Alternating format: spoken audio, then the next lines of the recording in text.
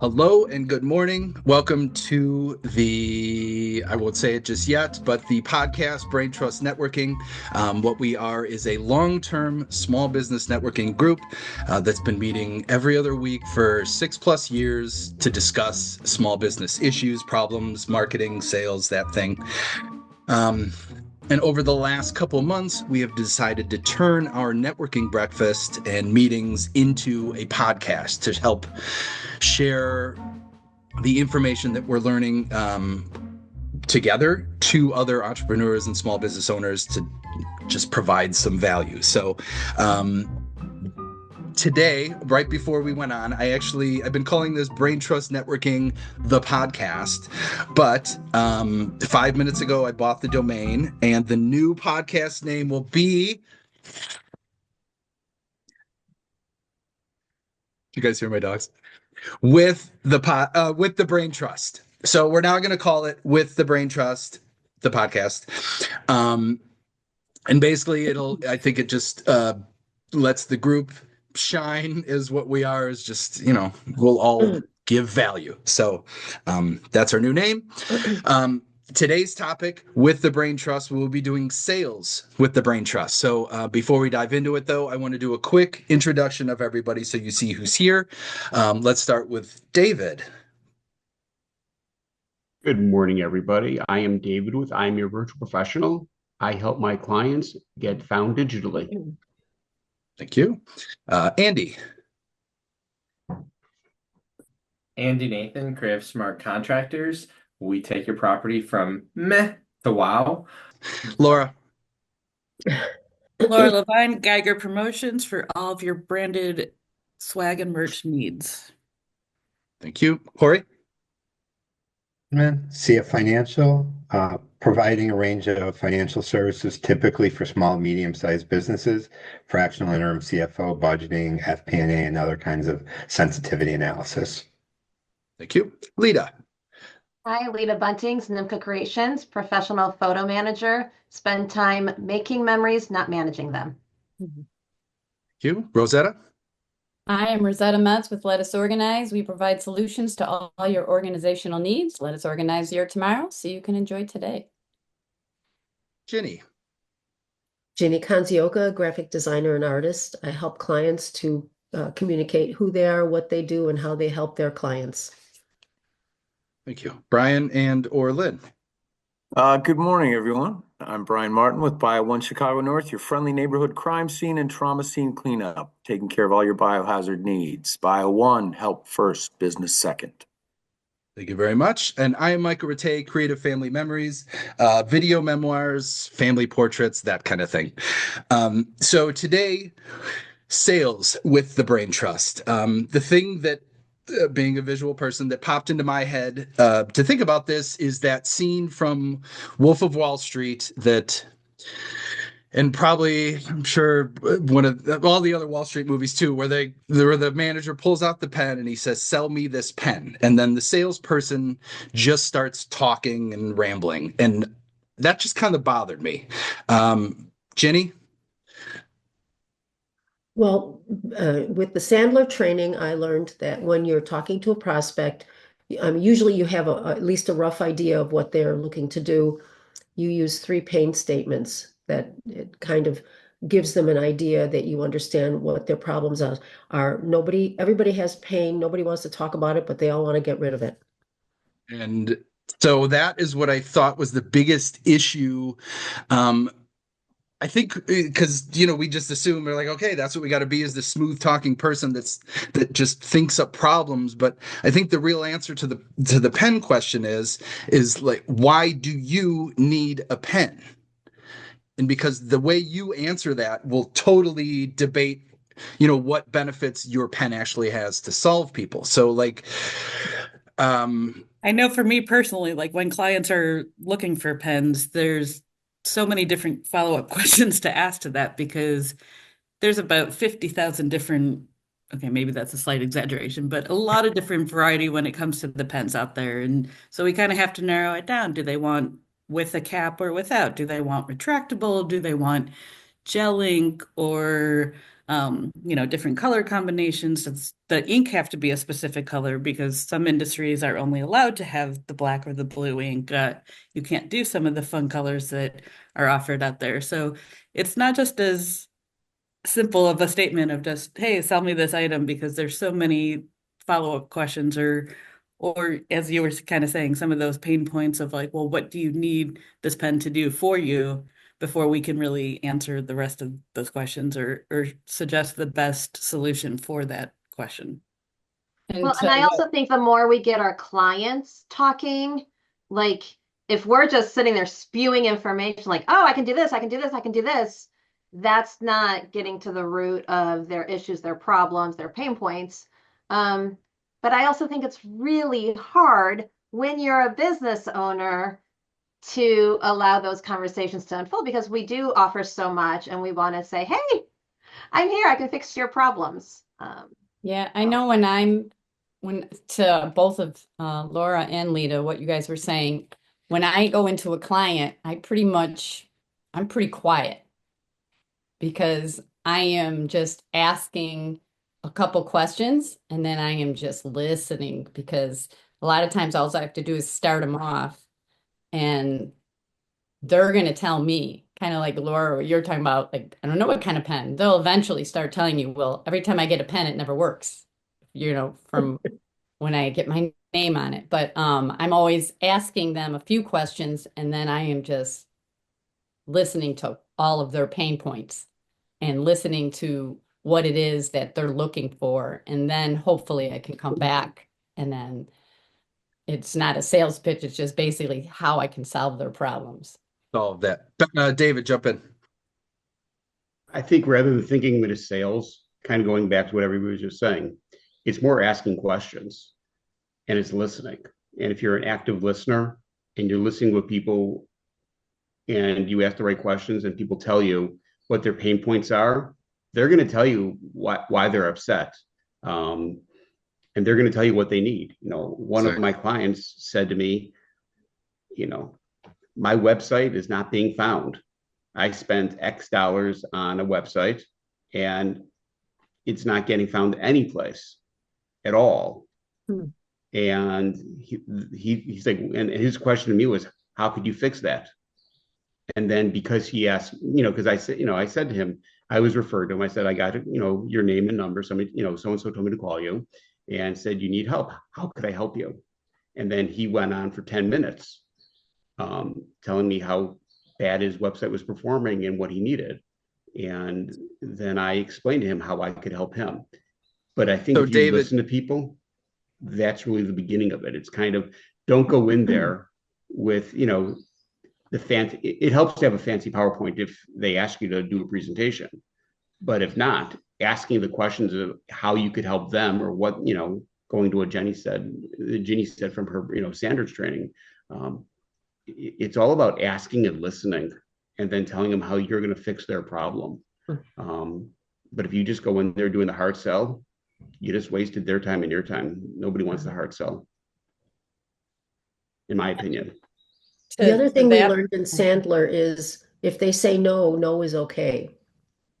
If they're really not interested. I do have a client that gives me projects periodically, and she talks about it a lot, but doesn't give me a chance to actually ask a question if I'm questioning something she's talking about.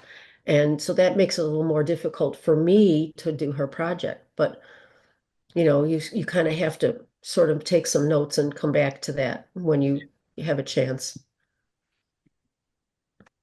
I was just going to say, have you ever had the experience where you tell somebody your pain points, you tell them what's going on, and they have in their mind what they're going to sell, and that's it. And then they come back with this hard sell of what they're going to give you.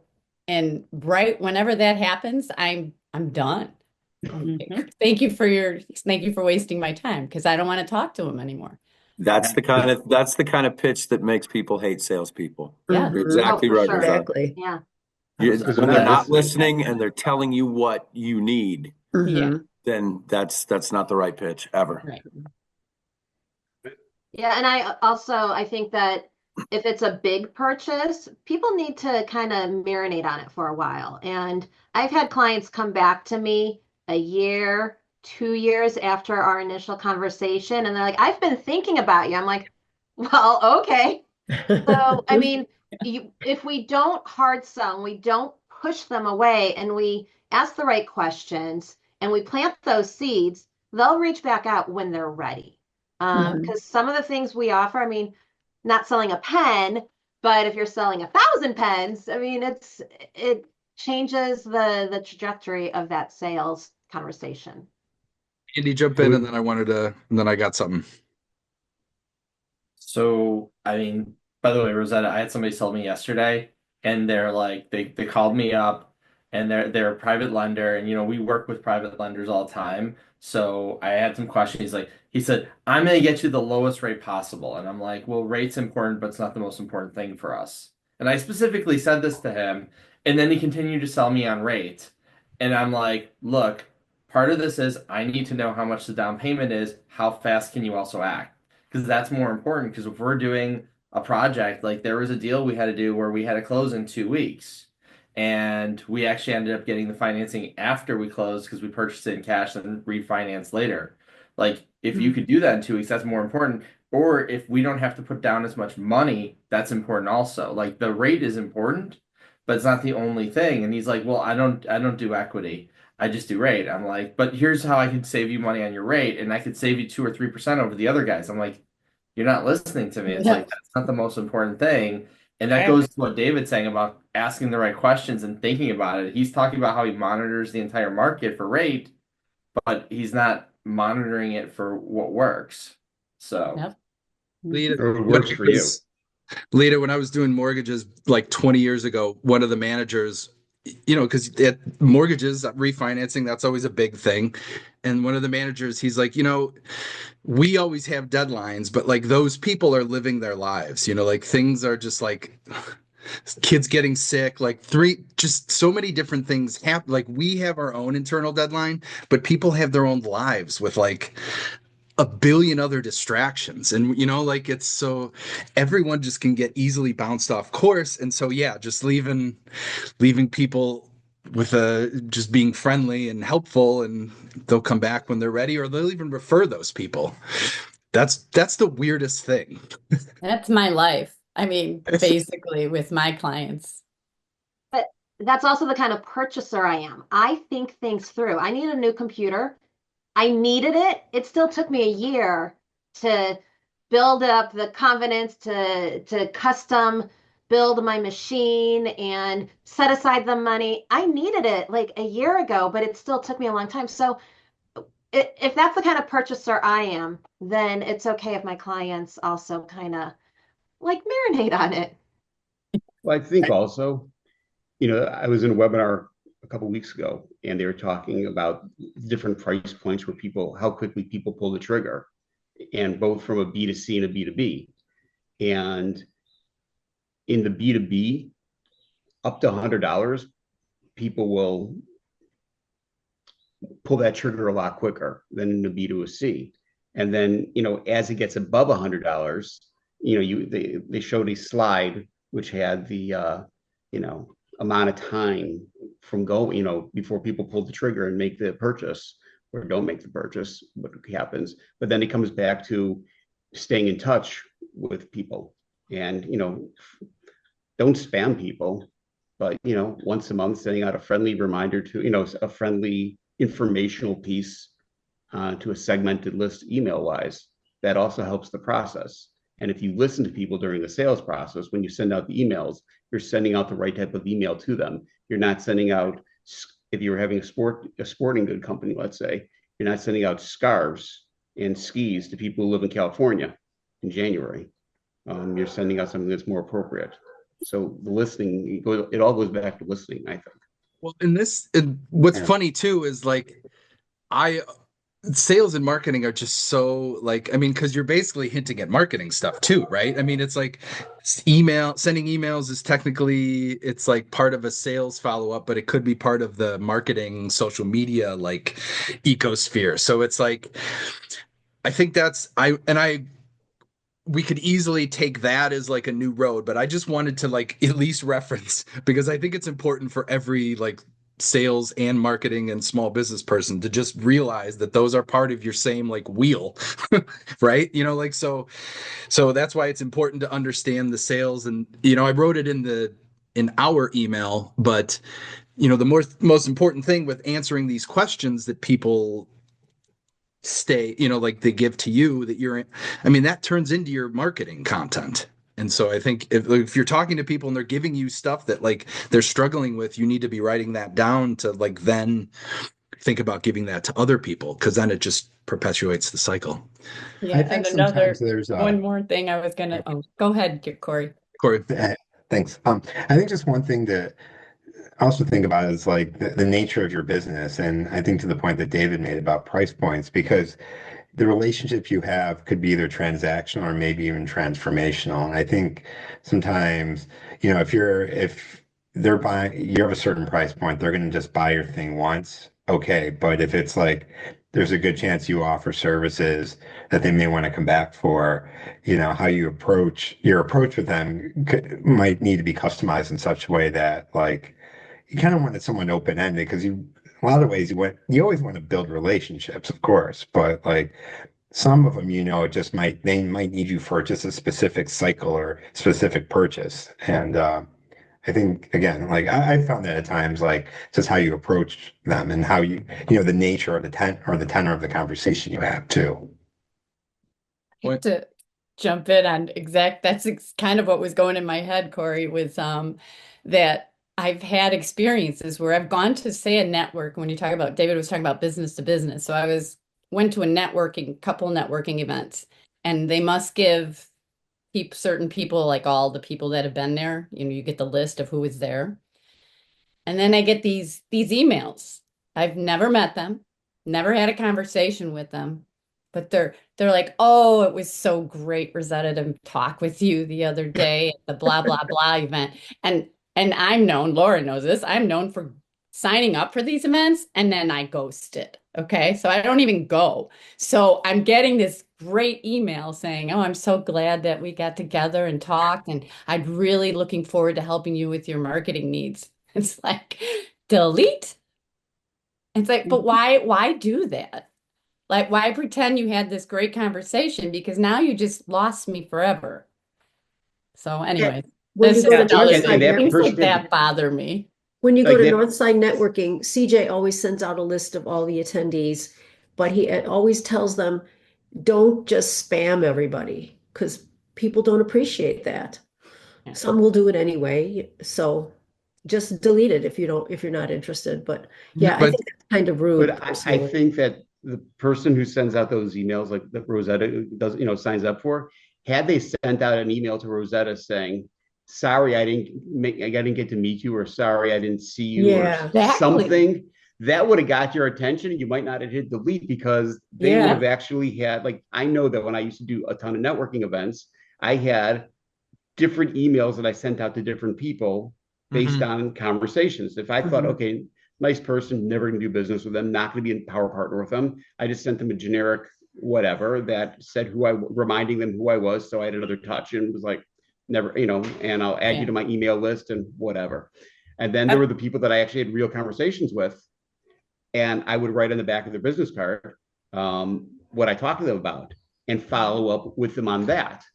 Oh, absolutely. When I get that, or even sometimes there's people after those events that go, I'm not sure if we got the chance to talk or not. Like, and you Right. know what? They're still sending it to everyone, but at least they're acknowledging or not just assuming, oh yeah, we talked to everyone. And, so even that as opposed to, oh, it was great talking to you. I'm like, yeah, no, we never talked as like, I have no idea.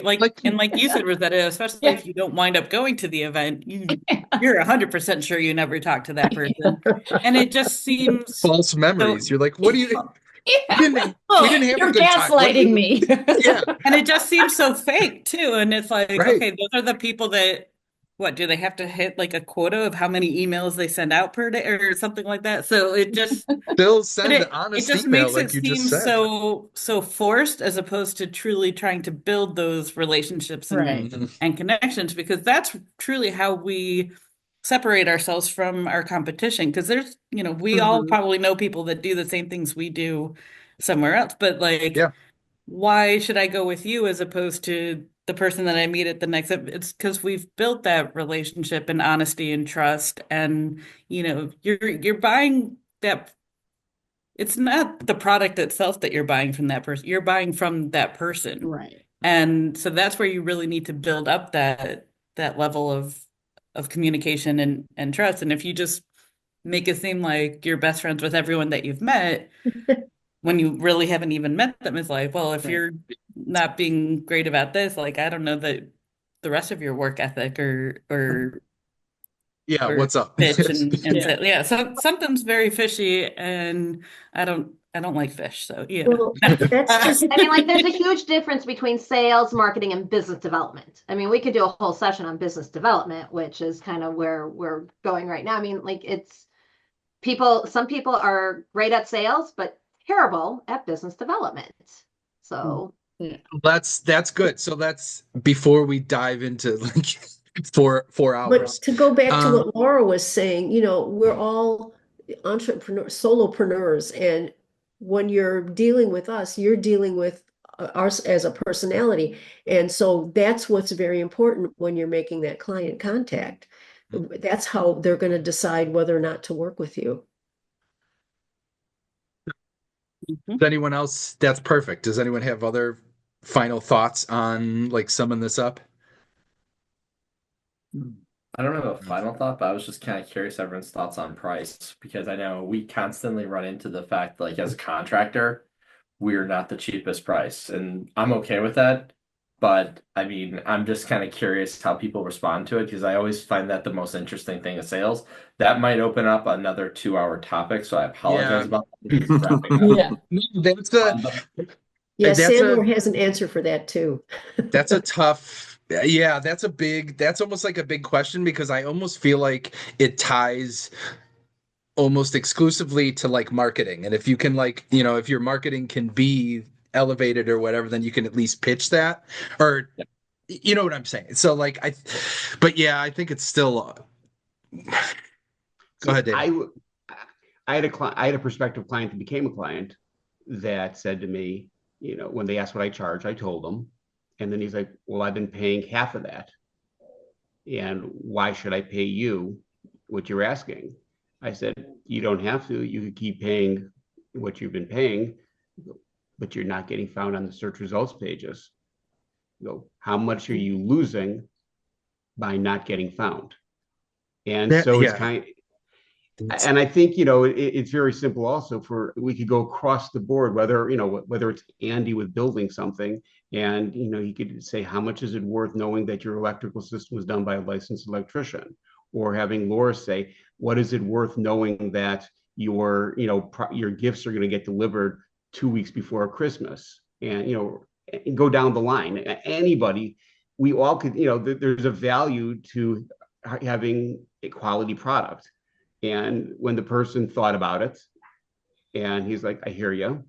And then they ended up signing. And it was all, Well, which even kind of going goes back to the our sorry, first thing. No, go ahead, Laura. well, I was gonna say, even going back to the sell me this pen, it's like, yeah, sure, we can get a pen anywhere from 30 cents to $50 and everything in between. But like as the old adage saying goes, you get what you pay for it to a certain extent. And it's like, yeah, I can sell you the cheapest pen out there, but if the pen doesn't write when you give it to like What it you need. kind of also leaves the bad reflection on the person handing out that item too. So like, yes, there is a time where price comes into play, but it's more that value based than strictly price point because you know, budget And prices get you budget information and Yep. deals and things of the like too. yeah, So I mean, and I hear that too. It's definitely, and I'm sure Brian does too, with like a lot of our clients, at least mine, I'll speak about mine, where